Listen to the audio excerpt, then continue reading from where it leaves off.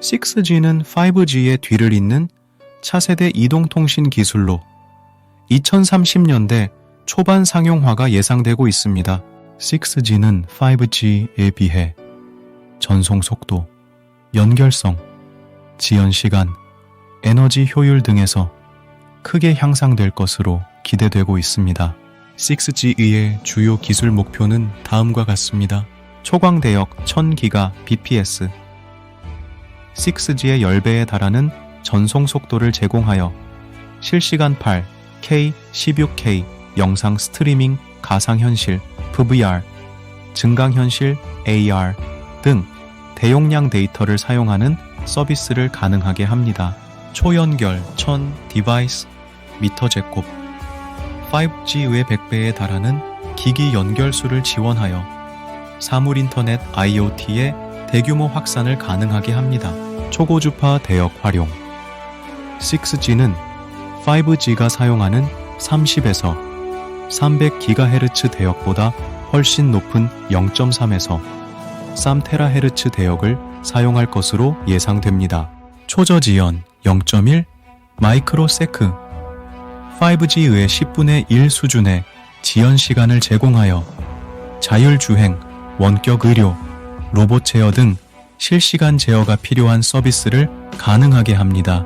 초고주파 대역 활용 6G는 5G가 사용하는 30에서 300GHz 대역보다 훨씬 높은 0.3에서 3THz 대역을 사용할 것으로 예상됩니다. 이 대역은 전송 속도를 크게 향상시킬 수 있지만 전파에 도달 거리가 짧고 손실이 크다는 단점이 있습니다. 재구성 가능한 지능형 표면 RIS는 반사 소자의 배열을 사용하여 송신기와 수신기 간의 신호 확산을 효과적으로 제어하는 기술입니다. RIS를 활용하면 전파 손실을 줄이고 도달거리를 늘릴 수 있습니다. 인공지능 AI는 6G 네트워크의 효율적인 설계 및 운영을 위해 활용될 것으로 예상됩니다. AI를 활용하면 네트워크의 자원 할당, 트래픽 관리, 보안 등을 최적화할 수 있습니다. 6G는 다양한 분야에 혁신을 가져올 것으로 기대되고 있습니다. 6G가 상용화되면 실시간 8K, 16K 영상 스트리밍, 가상현실, VR, 증강현실, AR 등 대용량 데이터를 사용하는 서비스가 대중화될 것으로 예상됩니다. 또한 사물인터넷 IoT의 대규모 확산으로 인해 스마트 도시, 스마트 농업, 스마트 제조 등 다양한 산업 분야에서 혁신이 일어날 것으로 기대됩니다. 6G의 상용화는 아직까지는 요원한 상황입니다. 그러나 주요 국가들이 6G 연구 개발에 박차를 가하고 있어 2030년대 초반에는 6G가 본격적으로 상용화될 것으로 예상됩니다. 6G에서 사용할 것으로 예상되는 주파수는 0.3에서 3THz 대역입니다. 이 대역은 전자기 스펙트럼의 극초단파 영역에 속하며 전파의 파장이 짧고 에너지가 높습니다. 따라서 이 대역의 전파가 인체에 미치는 영향에 대한 우려가 있습니다. 그러나 현재까지 6G 주파수의 인체 유해성에 대한 연구 결과는 명확하지 않습니다. 일부 연구에서는 6G 주파수가 세포 손상, 유전자 돌연변이, 암 등의 위험을 증가시킬 수 있다는 우려를 제기하고 있습니다. 하지만 다른 연구에서는 6G 주파수가 인체에 미치는 영향은 미미하다는 결과를 발표했습니다. 따라서 6G 주파수의 인체 유해성을 확실하게 평가하기 위해서는 보다 장기적이고 체계적인 연구가 필요합니다. 또한 6G 네트워크의 설계 및 운영 시 인체 보호를 위한 조치를 마련하는 것이 중요합니다. 다음은 6G 주파수의 인체 유해성에 대한 연구 결과를 요약한 것입니다. 세포 손상. 일부 연구에서는 6G 주파수가 세포 손상을 유발할 수 있다는 결과를 발표했습니다.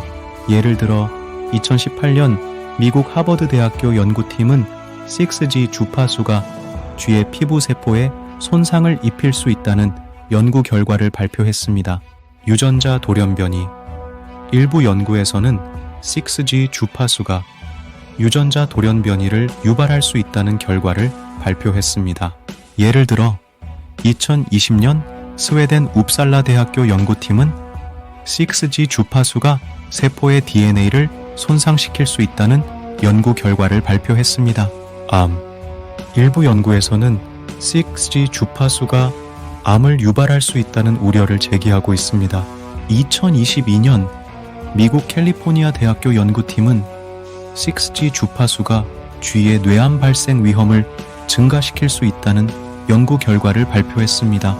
그러나 이러한 연구 결과는 모두 동물 실험을 통해 얻은 결과이며 인체에 대한 직접적인 증거는 아직 없습니다.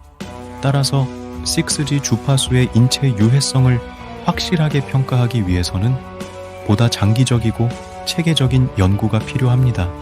6G 주파수는 마이크로웨이브보다 높은 주파수 대역입니다. 마이크로웨이브는 전자기 스펙트럼의 극초단파 영역에 속하며 주파수는 300MHz에서 300GHz입니다. 6G 주파수는 0.3에서 3THz 대역으로 마이크로웨이브 주파수 300GHz보다 약 10배 높습니다. 6G에서 사용할 것으로 예상되는 주파수 대역은 0.3에서 3THz입니다.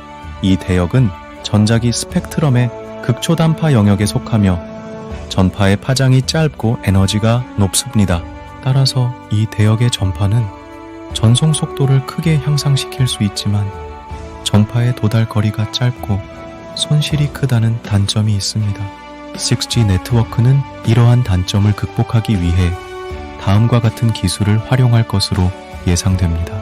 재구성 가능한 지능형 표면 RIS, REIS는 반사소자의 배열을 사용하여 송신기와 수신기 간의 신호 확산을 효과적으로 제어하는 기술입니다.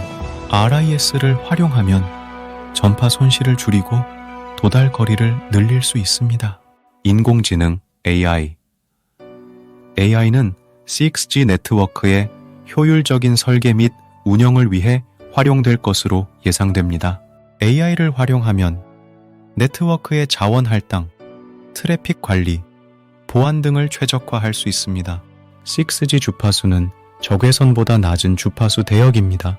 적외선은 전자기 스펙트럼의 가시광선 영역과 마이크로웨이브 영역 사이에 위치하는 영역으로 주파수는 300GHz에서 400THz입니다. 6G 주파수는 0.3에서 3THz 대역으로 적외선 주파수 300GHz보다 약 10배 낮습니다. 따라서 6G 주파수는 적외선보다 파장이 길고 에너지가 낮습니다. 따라서 6G 주파수는 적외선처럼 물체를 가열하거나 화상을 입힐 수 없습니다. 6G에서 사용할 것으로 예상되는 주파수 대역은 다음과 같습니다. 0.3에서 0.8 테라헤르츠 밀리미터파 밀리미터 웨이브로 전송 속도가 빠르지만 도달 거리가 짧고 손실이 큰 단점이 있습니다. 0.8에서 3THz 서브테라헤르츠로 전송 속도가 매우 빠르지만 도달 거리가 더 짧고 손실이 더 큰 단점이 있습니다. 6G 네트워크는 이러한 단점을 극복하기 위해 다음과 같은 기술을 활용할 것으로 예상됩니다. 재구성 가능한 지능형 표면 RIS. RIS는 반사 소자의 배열을 사용하여 송신기와 수신기 간의 신호 확산을 효과적으로 제어하는 기술입니다. RIS를 활용하면 전파 손실을 줄이고 도달 거리를 늘릴 수 있습니다. 인공지능 AI. AI는 6G 네트워크의 효율적인 설계 및 운영을 위해 활용될 것으로 예상됩니다. AI를 활용하면 네트워크의 자원 할당, 트래픽 관리, 보안 등을 최적화할 수 있습니다. 이 6G는 4G 또는 5G보다 높은 주파수를 사용하기 때문에 중계기나 기지국을 더욱 촘촘히 설치해야 보다 선명한 영상이나 통화 품질을 유지할 수 있습니다. 6G에서 사용할 것으로 예상되는 주파수 대역은 0.3에서 3THz입니다. 이 대역은 전자기 스펙트럼의 극초단파 영역에 속하며 전파의 파장이 짧고 에너지가 높습니다. 따라서 이 대역의 전파는 전송 속도를 크게 향상시킬 수 있지만 전파의 도달 거리가 짧고 손실이 크다는 단점이 있습니다. 따라서 6G 네트워크는 4G 또는 5G 네트워크보다 더 많은 중계기나 기지국을 설치하여 전파의 도달 거리를 늘리고 손실을 줄여야 합니다. 중계기나 기지국을 촘촘히 설치하면 기지국과 기기 사이의 거리가 짧아져 신호 손실이 줄어들고 전파의 에너지가 집중되어 전송 속도가 더욱 향상됩니다. 또한 6G 네트워크는 인공지능 AI 기술을 활용하여 중계기나 기지국의 위치를 최적화할 것으로 예상됩니다. AI를 활용하면 기기의 위치와 트래픽 패턴을 분석하여 중계기나 기지국을 효율적으로 배치할 수 있습니다. 중계기를 통하여 통화 내용 등이 해킹이나 도청당할 우려는 있습니다. 중계기는 기기와 기지국 사이의 전파를 중계하는 장치로 전파를 그대로 중계하기 때문에 통화 내용 등이 도청당할 수 있습니다. 특히 6G는 4G 또는 5G보다 높은 주파수를 사용하므로 전파가 벽이나 물체를 통과할 수 있는 거리가 짧아집니다. 따라서 중계기의 설치 간격이 좁아져 중계기 사이의 거리가 짧아지면 도청당할 위험이 커집니다.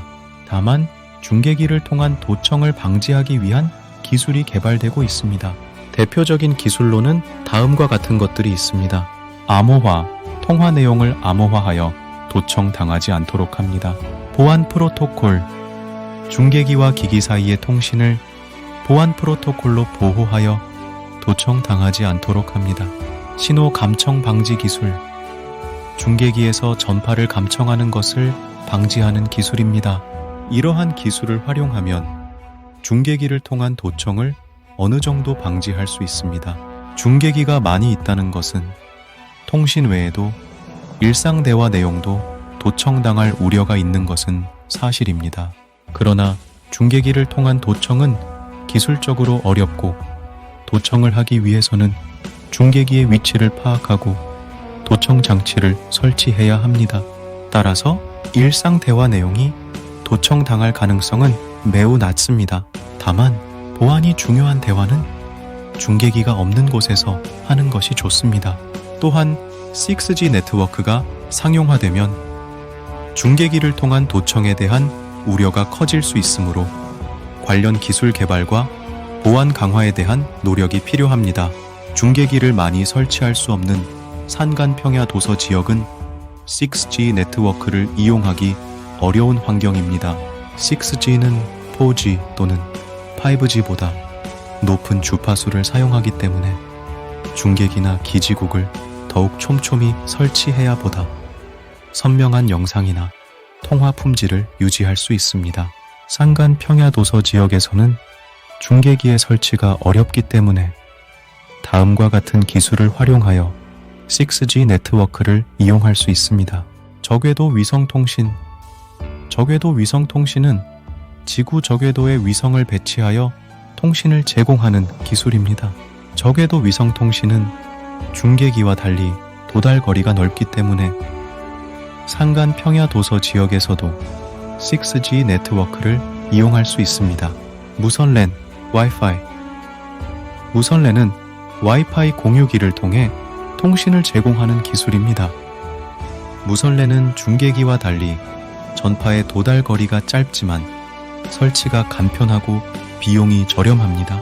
따라서 산간 평야 도서 지역에서는 무선랜을 활용하여 6G 네트워크를 이용하는 것이 현실적인 방법입니다. 또한 6G 네트워크는 인공지능 AI 기술을 활용하여 중계기나 기지국의 위치를 최적화할 것으로 예상됩니다. AI를 활용하면 기기의 위치와 트래픽 패턴을 분석하여 중계기나 기지국을 효율적으로 배치할 수 있습니다. 따라서 6G 네트워크가 상용화되면 산간 평야 도서 지역에서도 6G 네트워크를 이용할 수 있는 환경이 개선될 것으로 기대됩니다. 스타링크와 같은 저궤도 인공위성을 많이 확보하면 6G 서비스를 이용할 수 있는 지역이 많아집니다. 저궤도 인공위성은 지상에서 약 500에서 1500km 고도에 위치하기 때문에 지구 전체를 커버할 수 있습니다. 따라서 중계기나 기지국을 설치하기 어려운 산간 평야 도서 지역에서도 6G 서비스를 이용할 수 있습니다. 스타링크는 초고속 인터넷을 제공하는 서비스로 6G 네트워크의 기반 기술로 활용될 것으로 기대됩니다. 또한 스타링크와 같은 저궤도 인공위성은 6G 네트워크의 확장성과 안정성을 향상시키는 데에도 기여할 것으로 기대됩니다. 6G 네트워크는 4G 또는 5G 네트워크보다 더 많은 데이터를 처리해야 하기 때문에 확장성이 중요합니다. 또한 6G 네트워크는 초고속 초저지연, 초연결을 제공해야 하기 때문에 안정성이 중요합니다. 따라서 스타링크와 같은 저궤도 인공위성의 개발은 6G 네트워크의 상용화를 앞당기고 6G 네트워크의 품질을 향상시키는 데 기여할 것으로 기대됩니다. 대한민국의 민간 통신 위성 사업이 활성화되면 6G 서비스가 현실화될 가능성이 높습니다. 6G 네트워크는 4G 또는 5G 네트워크보다 더 많은 데이터를 처리해야 하기 때문에 확장성이 중요합니다. 또한 6G 네트워크는 초고속 초저지연 초연결을 제공해야 하기 때문에 안정성이 중요합니다. 민간 통신 위성 사업은 이러한 6G 네트워크의 요구사항을 충족시킬 수 있는 잠재력이 있습니다. 민간 통신 위성 사업은 다음과 같은 장점이 있습니다. 확장성. 민간 통신 위성은 지상에서 발사하고 운영할 수 있기 때문에 필요에 따라 위성의 수를 쉽게 늘릴 수 있습니다. 안정성. 민간 통신 위성은 지구 저궤도에 위치하기 때문에 지상의 기지국과 달리 자연재해에 덜 취약합니다. 대한민국 정부는 6G 네트워크의 상용화를 위해 민간 통신위성 사업의 활성화를 추진하고 있습니다. 정부는 민간 통신위성 사업에 대한 투자를 지원하고 민간 통신위성 사업의 규제를 완화하는 등의 정책을 추진하고 있습니다. 민간 통신위성 사업이 활성화되면 대한민국은 6G 네트워크의 선도국으로 도약할 수 있을 것으로 기대됩니다. 구체적으로 대한민국의 민간 통신위성 사업이 활성화되어 6G 서비스가 현실화될 수 있는 몇 가지 요인은 다음과 같습니다. 정부의 적극적인 지원. 대한민국 정부는 6G 네트워크의 상용화를 위해 민간 통신위성 사업의 활성화를 추진하고 있습니다. 정부는 민간 통신위성 사업에 대한 투자를 지원하고 민간 통신위성 사업의 규제를 완화하는 등의 정책을 추진하고 있습니다. 이러한 정부의 적극적인 지원은 민간 통신위성 사업의 활성화에 기여할 것으로 기대됩니다. 민간 기업의 기술력 향상. 대한민국의 민간 기업은 위성 기술 분야에서 세계적인 경쟁력을 갖추고 있습니다. 이러한 민간 기업의 기술력 향상은 민간 통신위성 사업의 활성화에 기여할 것으로 기대됩니다. 시장의 성장 가능성. 전 세계적으로 6G 네트워크에 대한 수요가 증가하고 있습니다.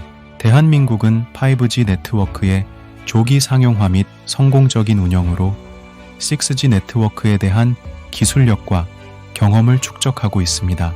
이러한 시장의 성장 가능성은 민간 통신위성 사업의 활성화에 기여할 것으로 기대됩니다. 물론 대한민국의 민간 통신위성 사업이 활성화되기 위해서는 아직 해결해야 할 과제들도 있습니다. 대표적인 과제로는 다음과 같은 것들이 있습니다. 고가의 위성 발사 비용. 저궤도 위성은 지구 저궤도에 위치하기 때문에 지상에서 발사하기 위해서는 대규모의 로켓을 사용해야 합니다. 이러한 고가의 위성 발사 비용은 민간 통신 위성 사업의 활성화에 걸림돌이 될 수 있습니다. 위성의 안정성 확보. 저궤도 위성은 지구 대기의 영향으로 고도가 낮아지거나 궤도가 벗어날 수 있습니다. 이러한 위성의 안정성 확보는 민간 통신 위성 사업의 성공을 위해 중요한 요소입니다. 이러한 과제들이 해결된다면 대한민국의 민간 통신 위성 사업은 더욱 활성화될 것으로 기대됩니다. 대한민국은 도서 지역이 많고 또한 군사적으로는 북한과 대치 상황이 있기 때문에 저궤도의 통신 위성이 전략적으로 필요한 것으로 보입니다. 대한민국의 도서 지역은 육지와의 통신이 어려운 경우가 많습니다. 이러한 도서 지역에서 통신을 제공하기 위해서는 저궤도 통신 위성이 유용합니다. 저궤도 통신 위성은 지구 저궤도에 위치하기 때문에 지상의 기지국과 달리 도서 지역을 효과적으로 커버할 수 있습니다. 또한 대한민국은 군사적으로 북한과 대치 상황을 겪고 있습니다. 이러한 상황에서 저궤도 통신 위성은 군사 통신망을 구축하는 데에도 유용합니다. 저궤도 통신 위성은 지상의 기지국과 달리 적의 공격에 덜 취약하기 때문에 군사 통신망의 안정성을 높일 수 있습니다. 구체적으로 대한민국의 저궤도 통신 위성이 전략적으로 필요한 몇 가지 요인은 다음과 같습니다. 도서 지역의 통신 제공. 대한민국은 섬이 많은 나라로 도서 지역의 통신 제공은 중요한 이슈입니다. 저궤도 통신 위성은 지상의 기지국과 달리 도서 지역을 효과적으로 커버할 수 있기 때문에 도서 지역의 통신 제공에 유용합니다. 군사 통신망 구축. 대한민국은 군사적으로 북한과 대치 상황을 겪고 있습니다. 이러한 상황에서 저궤도 통신 위성은 군사 통신망을 구축하는 데에도 유용합니다. 저궤도 통신 위성은 지상의 기지국과 달리 적의 공격에 덜 취약하기 때문에 군사 통신망의 안정성을 높일 수 있습니다. 재난재해 대응. 자연재해나 인재사고 등으로 인해 지상의 통신망이 손상될 경우 저궤도 통신 위성은 재난재해 대응에 유용합니다. 저궤도 통신 위성은 지상의 기지국과 달리 자연재해나 인재사고에 덜 취약하기 때문에 재난재해 상황에서도 통신을 제공할 수 있습니다. 따라서 대한민국은 민간 통신위성 사업의 활성화를 통해 저궤도 통신위성을 확보하는 것이 전략적으로 유리할 것으로 보입니다.